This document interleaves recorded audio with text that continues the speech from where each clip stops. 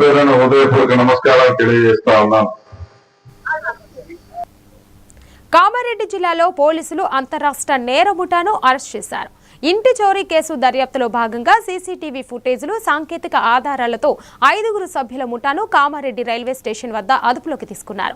నిందితుల వద్ద నుంచి నగదు, మొబైల్ ఫోన్లు స్వాధీనం చేసుకున్నారు. విచారణలో తెలంగాణతో పాటు మహారాష్ట్ర, కర్ణాటక, ఢిల్లీ, గుజరాత్, మధ్యప్రదేశ్ రాష్ట్రాలలో సుమారు 80 నేరాలకు పాల్పడినట్లు పోలీసులు వెల్లడించారు.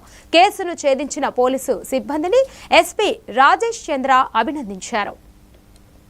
చాలా ఆఫెన్సెస్ చేశారు. మన కామారెడ్డిలో ఒక హెచ్బి రైట్, ఒక అటెన్షన్ డైవర్షన్ చేశారు.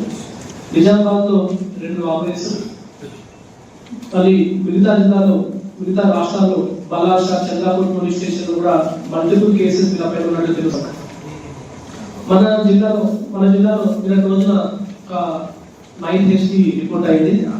ఆ 9 హెచ్బిలో మనకి 2,000 రూపాయలు పోతే అది కూడా రికవర్ చేయడం జరిగింది. అండ్ ఒక కపుల్ ఆఫ్ డేస్ బిఫోర్ మనకి ఎస్బీఐ ఏటీఎం దగ్గర ఒక అటెన్షన్ డైవర్షన్ చేయడం జరిగింది. అండ్ మిగతా పోలీస్ స్టేషన్ లో నిజామాబాద్ లో కూడా వీళ్ళు సిమిలర్ అఫెన్స్ చేసినట్టుగా మనకి తెలుస్తుంది. అండ్ నిర్మల్లో కూడా కొన్ని కేసెస్ చేసినట్టుగా మనకి చెప్తా ఉన్నాం.